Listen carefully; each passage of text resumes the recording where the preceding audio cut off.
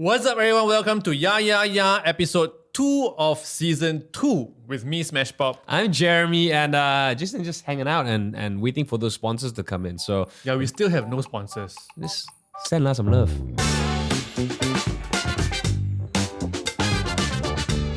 Okay, Jeremy. Yes. Seems like people prefer season 2 more than season 1.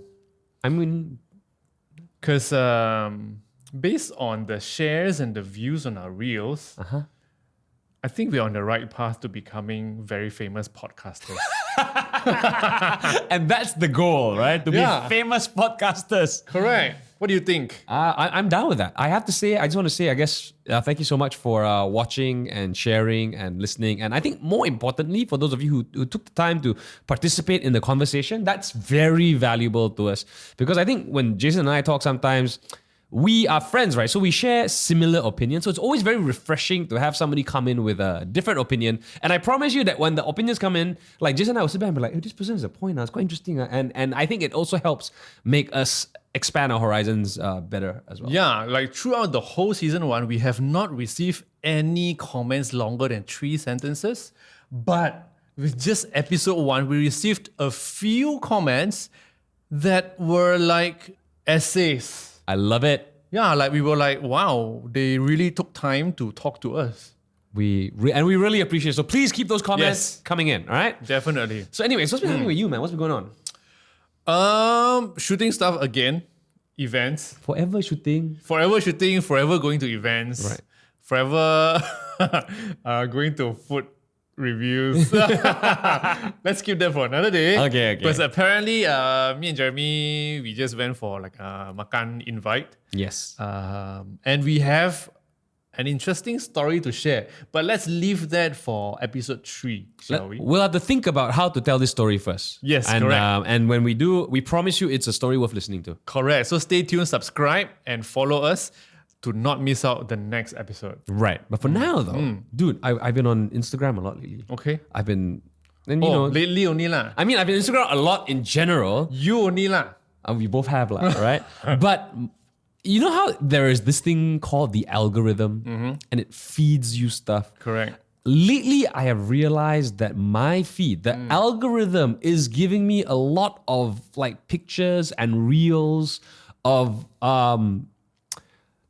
women in very almost minimal clothing. Oh. And Wait. Are you talking about Reels or TikTok now? Because TikTok has always been like that. reels. Reels. Okay. Okay. Actually, the algorithm in general, I don't know why it just keeps giving me this. I cannot help but have to watch lah. You know, like I don't. You know, so my feed just watch 5 times lah. Okay. So what are the girls doing in the Reels?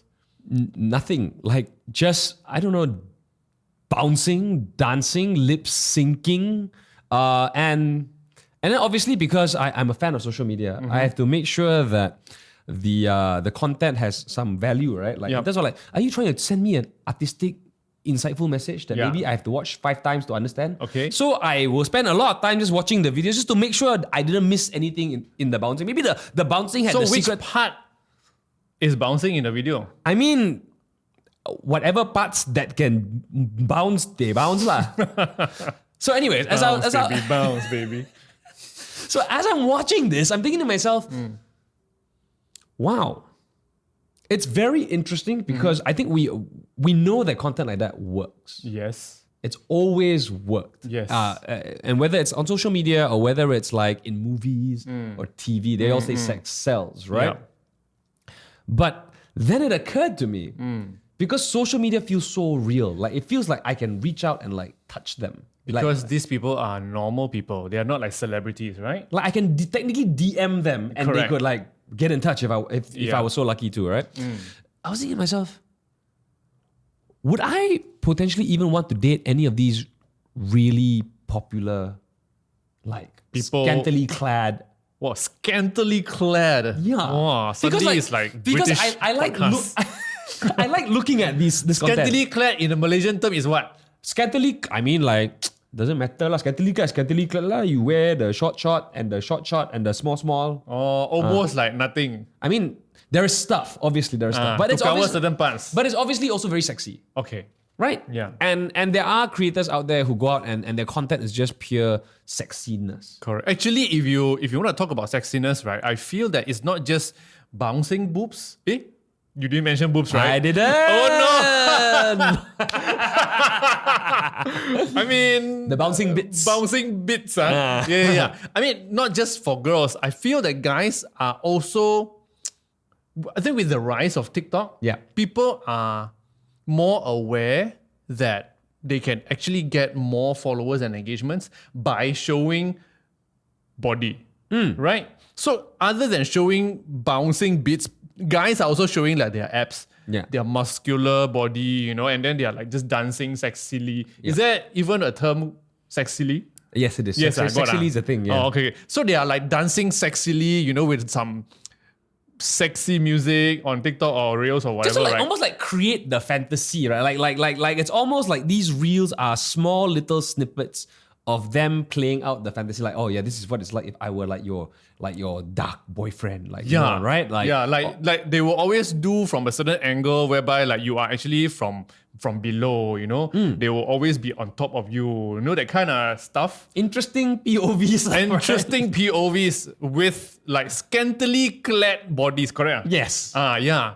So I feel that, is it the trend now that people just show off body to get engagements?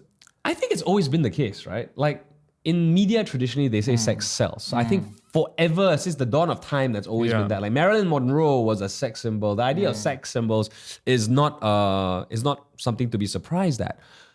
But I think now everybody is capitalizing on potential sex symbol status, or they're all like micro sex symbols. Correct. It's like potential candidates for like OnlyFans.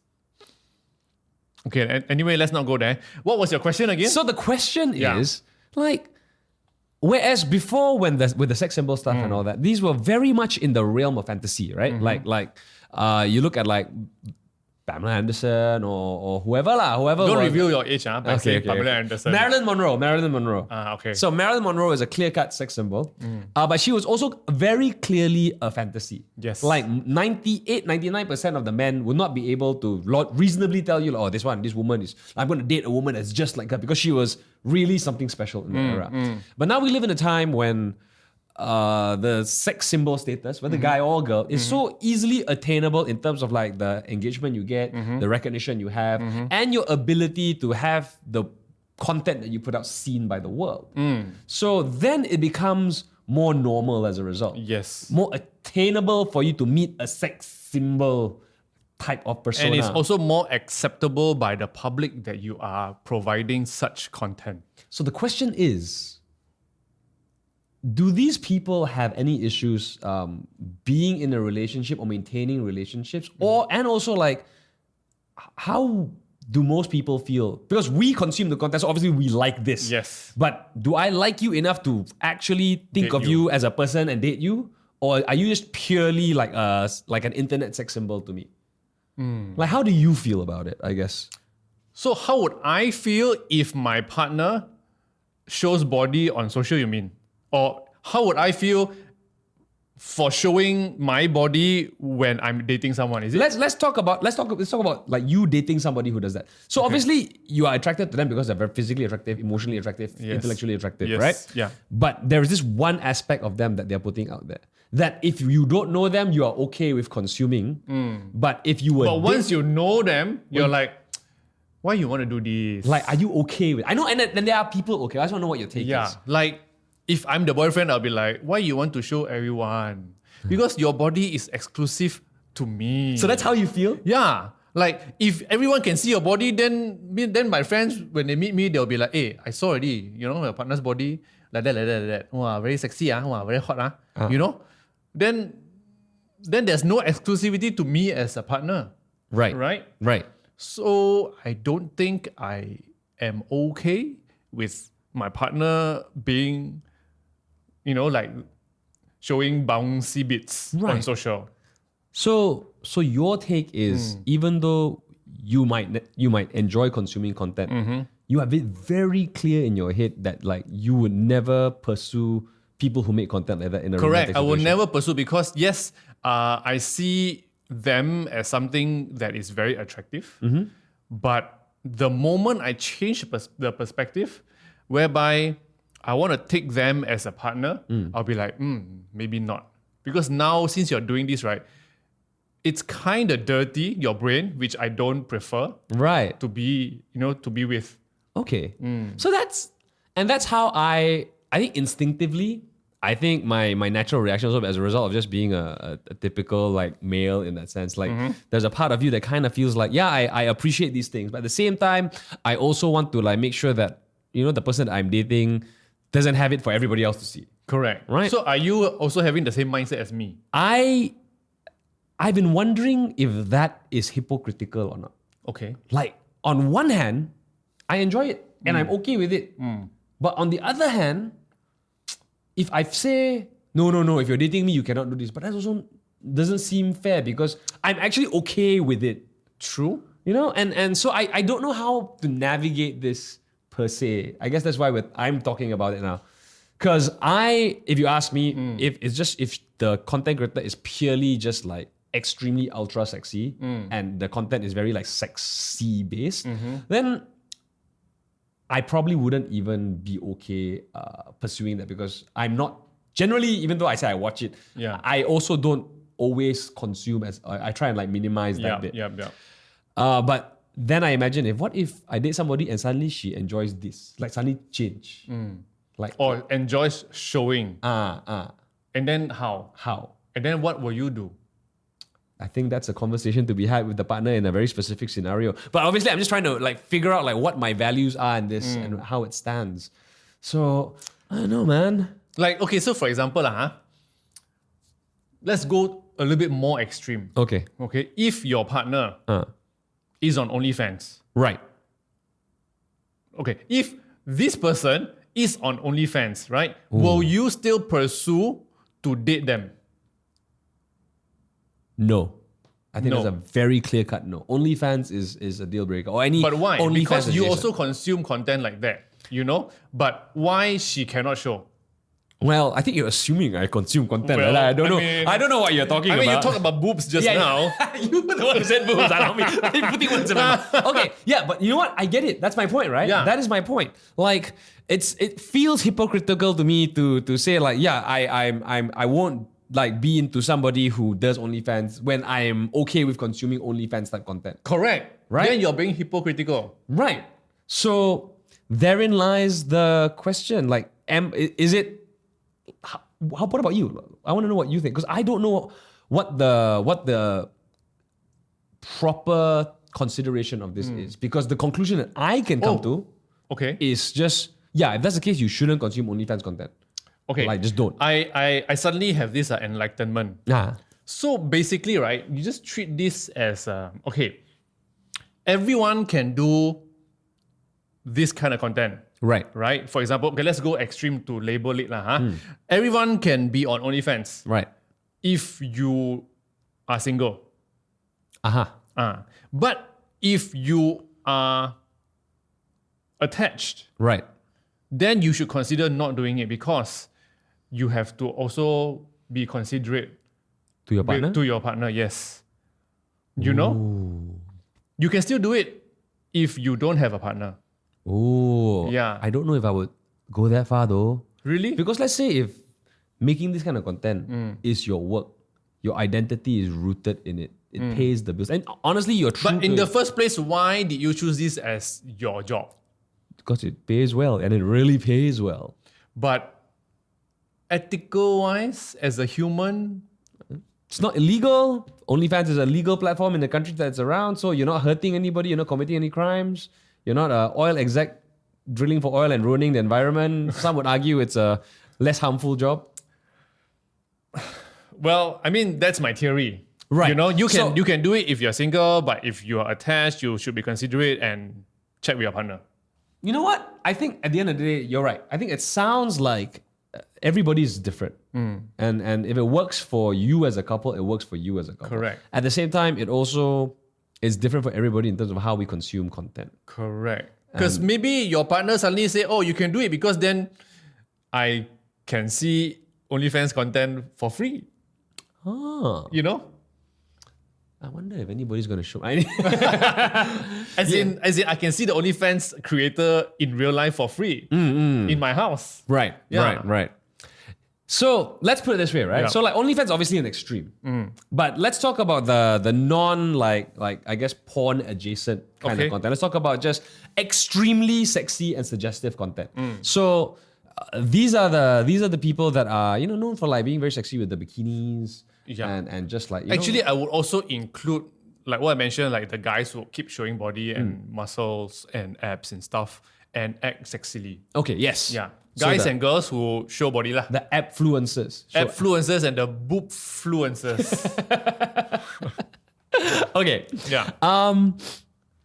like what about those where their entire branding Yeah. is based just purely on the abs and the boobs. and the boobs. Yes. Like, and they're not making money from it. That's just their content. Yeah. So if they want to earn money or they want to they want to level up, Yeah. right? Yeah. Okay, let's say we are on their side now lah. Okay. It's like, okay lah, I mean, we can't stop you from showing your body, your muscle, your boob, your whatever bouncy bits lah. We should just say we get it. We get Okay. it that showing like your body in its physical peak and its sexiness gets you the likes and engagement. And let's face it, we're doing stuff on the internet purely because Because everyone wants engagements and likes. And if this is the way that you can get likes, go ahead, we get it. We Right. know why you want to do this because we need the engagements on social media. yes. Right? Yes. Okay. But maybe we can, we know you're desperate. But maybe we can all together come up with some ideas on how to not look so desperate for engagement when you want to show your boobs and abs. So now we're talking strategy. Strategy. So now we're talking social media content strategy where you've got a good end product, which is Yes. a very fit body. yes. But to just say, here is my fit body is not a very elegant strategy. Correct. Because like we've seen a lot, like guys and girls, they just look at the camera and just post. Right. Because all they want to do is show body. Right. They don't have to do anything, right? Yeah. Because as long as you show your body, the likes will come non-stop. Right. The comments will come non-stop. Okay. But as a human, we need to be tasteful. Oh. Yeah. So I feel that because there are also a lot of people doing it already. Yes. But for example, for guys, if you want to show your abs, we want to show your big, biceps, triceps, shoulders, whatever. You don't have to necessarily just stand there and look at the camera, but you can be more tasteful by sharing, say, or not sharing, pretending to share your workout routine. Because then people will be like, oh, he's actually showing us his workout routine. But then in your head, you're like, no, I'm just showing you my body, stupid. Like for girls, they'll be like, oh, I want to show my bouncy beats, but I don't know what to do. That's why I stand here. Yes, you get a lot of likes, but people will be like, hey, you're so shallow. You're not even sharing anything that people can learn from. Okay. Okay. Can learn. So why not do this? You can still show your bouncy bits by doing an OOTD or outfit content. With that, you can change clothings in front of the camera, and in between clothings, you are showing your bouncy bits. But you are telling people that, hey, get ready with me, as I go to Pasar Malam to buy char kway teow. In between, from my pajamas, I'm taking it off now, and then I'll be wearing like a bikini, and then I'll be wearing like a short crop t-shirt or whatever, and this is how I go to Pasar Malam. People be like, wow, I'm inspired lah. I want to wear like this, go Pasar Malam. And then in your head, you'll be like, no lah, I just want to show you my bouncy beats lah, stupid. Like that. You know what? I think I wouldn't have phrased it the way you have. I think you actually struck on a very good point.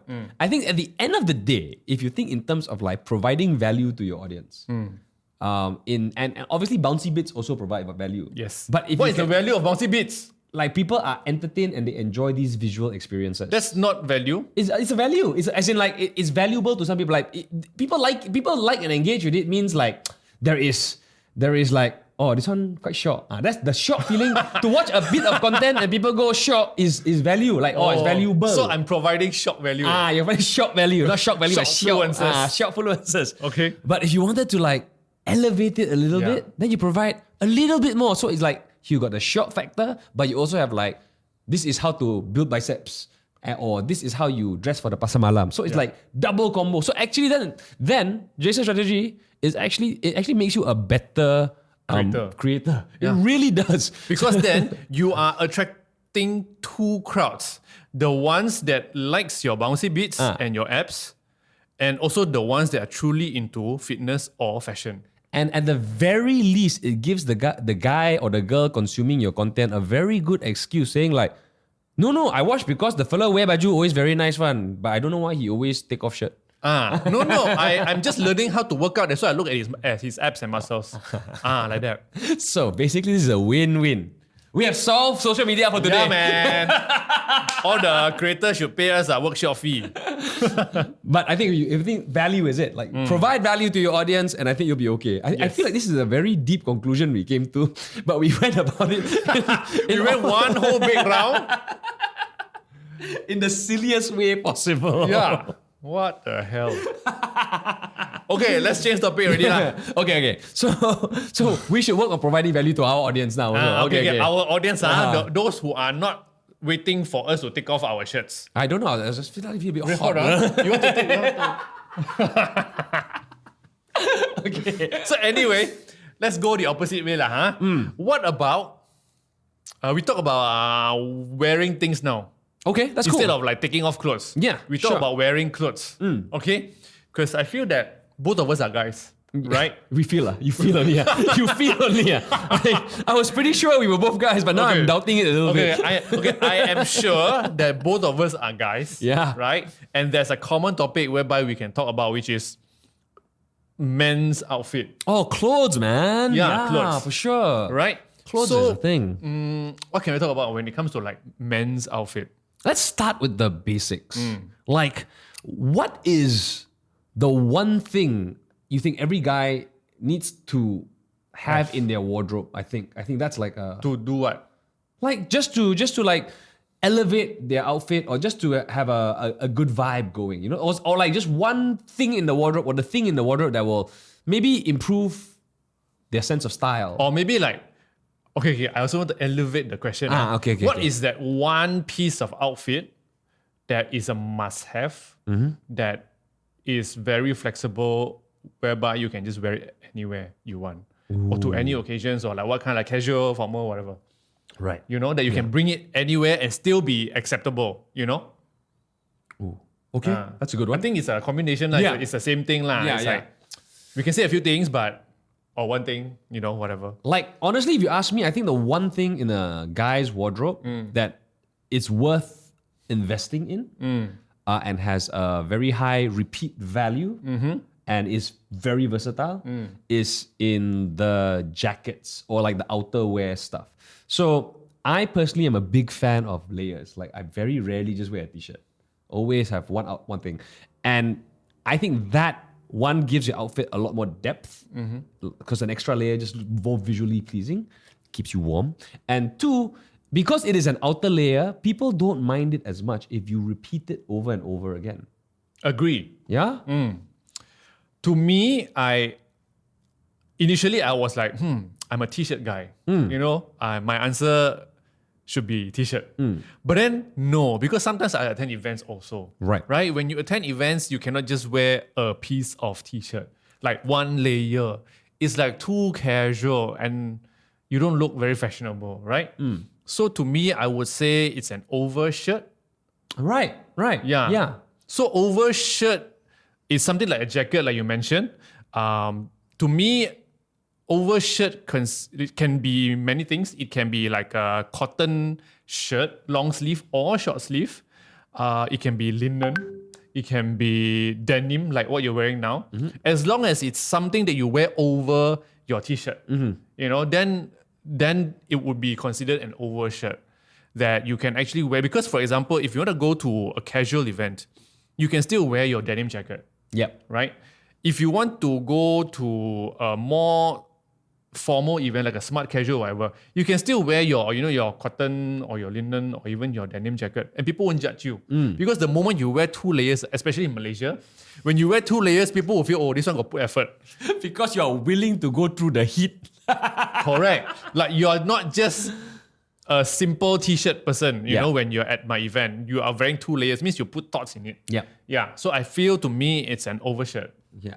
I agree with you completely on that. And the reason for, I think, the overshirt and the jackets, it's worth investing in is because when there are layers, things just look more interesting. I said that earlier on. Yeah. But let's say, for example, you don't have too many jackets just yet, or you don't want to like blow your budget doing 2 jackets. One thing that Jason does a lot better than me in this sense is he has a secret to layering his clothes that doesn't feel like an obvious layer. Right? So Jason is essentially wearing jewelry. Okay. So like a chain. So actually a chain is actually an extra layer. Like this jewelry, this little bit here is 1 layer already. Oh. So if you think about it, if you were just wearing your t-shirt as it is, it feels boring, more boring. But when you bring in a layer, it could be a jacket, that's 1 layer. But if you don't have a jacket, you wear a chain, it's almost like you're still leveling up your t-shirt into a bit more of like, I put in a bit more effort. I didn't just like roll out a bit, put in the first thing that I saw. Oh. So this is actually one thing that Jason does really well that I've always very enjoyed when he came to, because you also wear a bit more sportier outfits. Correct. So, but the chain does, and even like you also got a bracelet on. Yes, bracelet. With a watch on, and all these things and earrings. And are extra layers, and it looks a little bit more like effort. And essentially, you always want people to feel like there's a little bit of thought put into the outfit. It's exactly what happened this morning when I was, getting changed, and I wanted to go out with this t-shirt that I'm wearing. I looked at the mirror and then I'm like, a bit simple lah. But then, if I want to wear an overshirt, it will be too much for today because I'll be walking around town, you know? So maybe I should make it more complex by wearing a necklace. And then I grabbed my necklace and then I wore it and then I look at the mirror again, I'm like, okay, feels okay now because it's like more complex than just 1 t-shirt, you know? Yeah, and then I'm like, okay, so what you're saying is true. Yeah. Not necessarily an overshirt, but another layer, which can be an accessory. Yeah. But when in doubt, just get a shirt or overshirt. What kind of overshirt do you like? Like I personally like jackets. So I have a tendency of wearing like these denim jackets that are a little bit more on the oversized category because I find that one, they're very versatile for the life that I lead. So like I'll go to an aircon place or not, and it looks a little bit dressy, but also a bit street. So it fits versatility wise. And also I like these jackets because they got pockets. Like, I like having pockets because it's so important to put SD card lah, house key lah, phone lah, whatever lah, right? So important. But that's just me. But whether you're a fan of like more formal blazers or maybe dressier shirts or like whatever. I have something to add on to this, types of overshirt. So I always like cotton kind of overshirt with front pockets. Oh, okay. Right? Yeah. Like either 1 or 2 pockets on the front, and then it makes it feel like a little bit more formal. Like it adds like 0.5% formality. Like dressiness. Instead of just like a plain overshirt. Yeah. Right? And then only recently I found out there's another type of overshirt that I actually like, but I didn't know what it was until recently. Okay. It's called festival shirts. What is a festival shirt? Yeah, so if you check out, say, Zara or even Cotton On nowadays, they also have this kind of festival shirts whereby it's like a short sleeve, but it's very airy and you can see like there are like holes. Oh, like those. perforated holes, you know? So you mean a little bit like lace like that? A little bit. It's not lace. It's not lace. It can be very thick. Okay. It can be very thick cotton. Right. But they are binded very loosely. So it's actually, it's very breezy lah. It's very breezy. I think they call it festival clothes because people wear this to go to festivals. Oh yeah. So they can feel like airy and cool without wearing a lot. Yep. Yeah, even though they're wearing an overshirt, but it's like still airy. So it's not the kind of get you hot or whatever lah, right? Yeah. So yeah, see, these are very very important, and like I found this very helpful. Like as when it came to dressing, partially because like from a more strategic point of view, right? Like when I was much younger, I was a lot skinnier. So having a jacket like made me look a little bit bigger. Correct. But now that I'm a little bit older and I eat, sometimes my perut will buncit.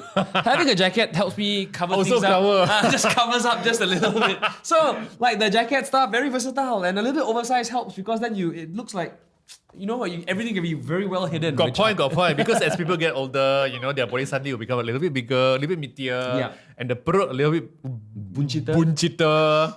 So like an overshirt will always help. And also because if you wear t-shirt, right, we will get to see the outline of a body, right? Sometimes if you got love handles, then it will just come out like muffin top, people call it, right? But if you wear an overshirt, it will just cover the sides of your t-shirt and nobody will actually get to see the proper, like the real shape of your body. Yes. So it's a good thing in your wardrobe. So like having a good jacket and being willing to, I guess, invest in it or overshirts. That's a good move because if you get a good quality one, they'll last you a while and you can just keep rotating that. And then when it comes to your pants and your inner stuff, you could be wearing the same thing, but if you change this one outer item, it looks like you're wearing multiple different outfits every time, which is, to me, so important because we don't have unlimited budget for clothes. From this topic, I can also continue with something else, which is totally opposite. That one piece of attire that you really don't have to change at all. Really don't have to change? Or don't have to have a lot. Ooh. Wow.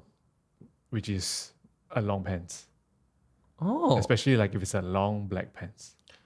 Because you can always wear a long black pants every day to any event and nobody will look one. Like as a human or as myself, right. I seldom look at people's pants. I will always look at people's like top, like their t-shirt or jacket. Oh, you're wearing the same t-shirt, whatever. But if they're still wearing the same black pants, I would not notice. Yeah. Because pants are like secondary. Because you always focus on the top half anyway. Correct. It's either like a black pants or like a blue jeans. You can always wear a blue jeans because it can be a different blue jeans, right? But who knows, maybe it's actually the same blue jeans. Yes. Yeah. So I feel pants is like something that you just need to have one or two. It's negligible to you? Correct, it's negligible. Right. Oh, I like that. I find that like the most versatile pants for me are like chinos. Oh, yes. Like more than jeans, because jeans is very dressed down, very worker. And very casual. And very, very casual. So some events may not allow you, or it's not appropriate to wear jeans, right? And sometimes if you wear jeans with like a blazer, it may not look so good. But if you get like a decent pair of chinos, it will go you to the cafe, you can take it to the park, you can go into a dinner, you can go into a club, like across the board. Also because nobody looks at the pants. That's true. But you have to buy pants anyway, so just to be safe, buy chinos. Just don't wear short pants to... Okay, anyway. Because you realize you wear a lot of short pants, is it? Yeah, I actually have a lot of short pants. And then sometimes when I go to events, I feel like, can I wear short pants? Because very hot lah.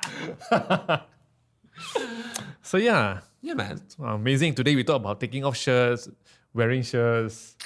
We really hope we provided some value. Yeah. Please, if anyone wants to sponsor this show, can contact any of us. H&M, Uniqlo, Zara, Bershka, Cotton On. What else? Cost. Very important. Cost. Yeah. I like the bags. I'm wearing one. I'm carrying one. I just spend a lot of money in cost, please. Wow, the cost sangat tinggi. But very value. Very value. I think it's good. It's good stuff. So yeah. Anyways. Okay, so we've reached the end of our episode 2 of season 2. Hope you guys like it.